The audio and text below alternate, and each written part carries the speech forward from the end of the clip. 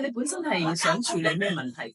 其實我又冇話特別處理邊一方面嘅問題，我主要係寒背嘅。哦，係啦，咁啊，如果係真係處理乜嘢咧，就係處理寒背咯。其他痛症我都少嘅。少咗嘅，主要就係寒背。係啊，有時做嘢可能成日烏低個身啊。係啊，或者又孭嘢咧，我以前孭嘢孭單膊啊嘛，咁啊孭到呢個膊頭爭啲嘅，呢個雞翼咧趌得出嚟。趌咗出嚟。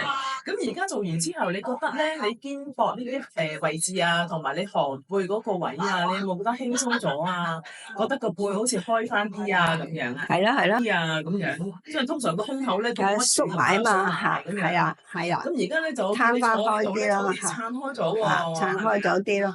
咁樣，同埋個人個面色都好咗喎。我唔識睇啊。咁如果你係俾分數嘅，頭先你嚟嘅時候，嗰個程度同而家做完手法之後，你覺得改善咗有幾多咧？改善咗都多嘅，因為佢哋話個髀嗰個尾骨板骨嗰度歪咗咧，可能而家仲拉翻直咯。哦，頭先師傅都有幫你拉翻直嗰個底骨嗰度，所以個人坐喺度而家覺得好似輕鬆啲同埋直啲喎。係啊，挺直咗啲喎。係啊。咁你呢個改善程度，你有冇覺得去到70分，或者係80？咁啊80啦，梗係。有80分，有。唔錯啊！想問下呢個手法，你會唔會介紹俾身邊朋友啊？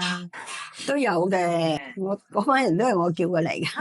好啊，多謝支持啊！